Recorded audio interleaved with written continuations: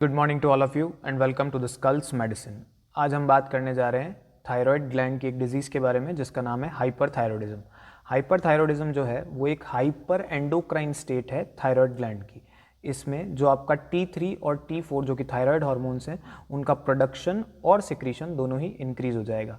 अब जब thyroid hormones का प्रोडक्शन और सिक्रीशन इंक्रीज़ हो चुका है तो उसकी वजह से आपका जो बॉडी का बेसल मेटाबॉलिक रेट है वो भी इंक्रीज़ हो जाएगा और सेल के द्वारा जो एनर्जी कंजप्शन होता है वो भी इंक्रीज़ हो जाएगा। तो जो हाइपरथायरॉयडिज्म होता है उसके कॉजेज़ क्या क्या होते हैं, तो इसमें से सबसे फर्स्ट और मोस्ट इंपॉर्टेंट कॉज आता है ग्रेव्स डिजीज़। ग्रेव्स डिजीज़ जो है वो एक ऑटो इम्यून डिजीज़ है और इस ग्रेव्स डिजीज़ में TSI मतलब थायराइड स्टिमुलेटिंग इम्यूनोग्लोबुलिन एंटीबॉडीज़ का फॉर्मेशन हो जाता है। अब ये जो एंटीबॉडीज़ होती है TSI एंटीबॉडी, ये एग्जैक्ट सेम मिमिक करेगी TSH के जैसे।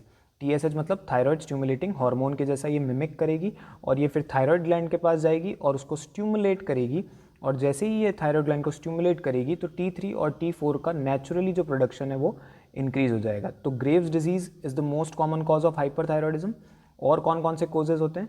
मल्टी टॉक्सिक नोड्यूलर गॉइटर, और क्या हो सकता है? एडिनोमा इन पिट्यूटरी ग्लैंड, या फिर आप बहुत ही ज़्यादा आयोडाइज सॉल्ट कंज्यूम कर रहे हैं, प्रेगनेंसी इसका कॉज हो सकती है, ओवेरियन ट्यूमर हो सकता है, थायरोडाइटिस हो सकता है। बहुत सारे ऐसे मेडिकेशन हो सकते हैं जो कि डायरेक्टली ट्रिगर करते हैं थायराइड ग्लैंड को और T3 T4 का प्रोडक्शन इंक्रीज कर सकते हैं, और भी बहुत सारी अदर कॉजेज। नेक्स्ट अपन बात करने वाले हैं हाइपरथायरॉयडिज्म के कितने टाइप्स होते हैं। तो मेनली ये दो टाइप्स के होते हैं, फर्स्ट होता है प्राइमरी और दूसरा होगा सेकेंडरी।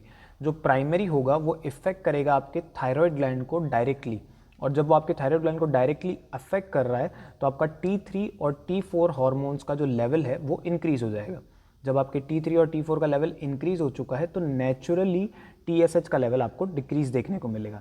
लेकिन जो सेकेंडरी होता है उसमें इफेक्ट हुआ है पिट्यूटरी ग्लैंड, तो जब पिट्यूटरी ग्लैंड इफेक्ट हुआ है तो TSH नेचुरली इंक्रीज देखने को मिलेगा और उसी की वजह से T3 और T4 भी एक्सेसिव प्रोडक्शन में आ जाएगा।